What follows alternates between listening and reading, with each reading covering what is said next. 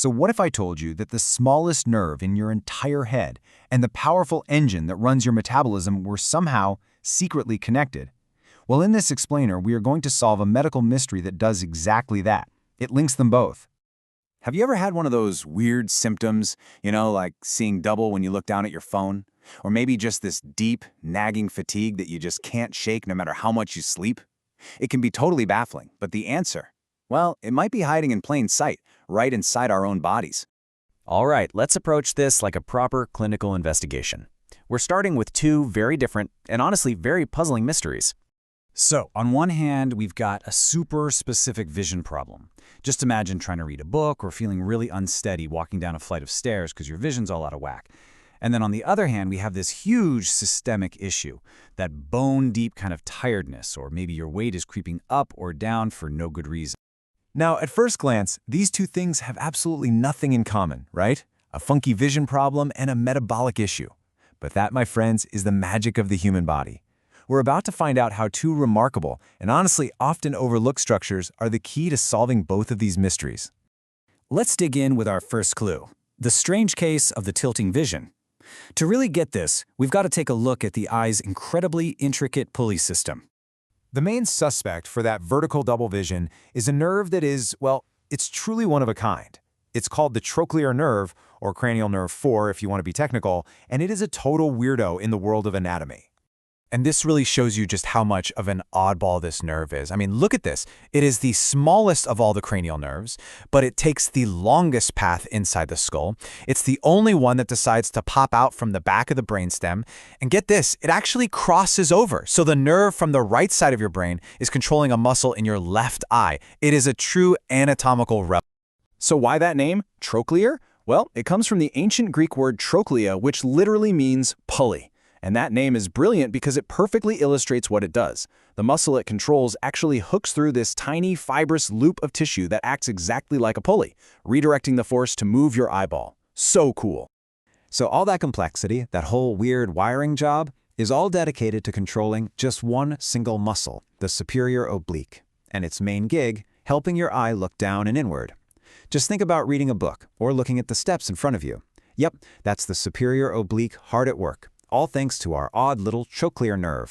Okay, so mystery number one is starting to come into focus. Let's pivot to our second set of clues now, that fatigue and those weight changes. And let's meet the body's master regulator. All right, our second suspect is this small, butterfly-shaped gland you have in your neck called the thyroid. The best way to think about it is like your body's thermostat, or maybe the engine control unit. It's in charge of your metabolism, basically the speed at which all your cells turn fuel into energy. The thyroid's job is all about balance. If it makes way too much hormone, a condition we call hyperthyroidism, your body's engine just runs too fast, too hot. You might lose weight, feel anxious, and you just can't stand the heat. But if it produces too little, that's hypothyroidism, the whole engine just slows way down. And that's what leads to the fatigue, the weight gain, and feeling cold all the time. Our second mystery fits right in here, doesn't it? So how does this little gland actually build these all-important hormones? Well, you could think of it like a tiny factory. First, its special cells reach out and grab iodine from your blood. Then, they build this big protein scaffold. In the next step, they attach that iodine right onto the scaffold. And finally, when your body gives the signal, it clips off the finished hormones and ships them out into the bloodstream to go regulate your energy. Okay, so we've identified our two main players, the quirky trochlear nerve and the mighty thyroid gland. Now, let's see what happens when their signals go wrong, and we'll connect everything back to those symptoms we started with. And here's the big reveal for our first mystery. When that tiny trochlear nerve gets damaged, its muscle gets weak and the eye starts to drift upward, and that causes that annoying double vision.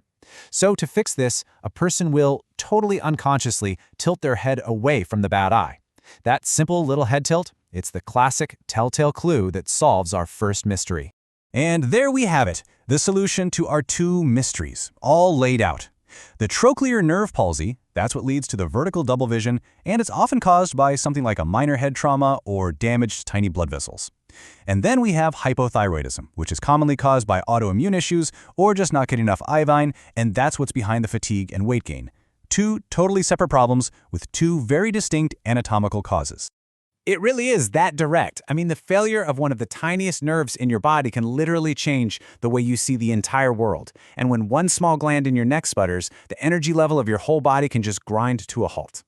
So what's the big picture here? What does all this tell us about the hidden but massive impact of our own anatomy on our day-to-day lives?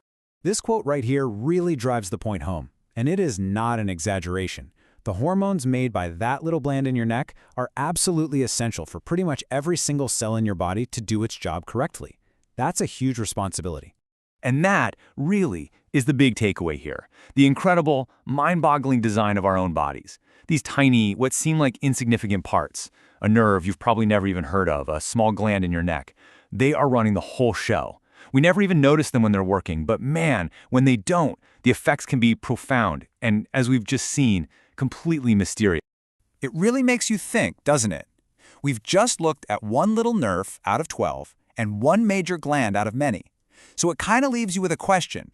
What other tiny, intricate systems are just quietly and perfectly managing your entire world from the inside out every single second of every day?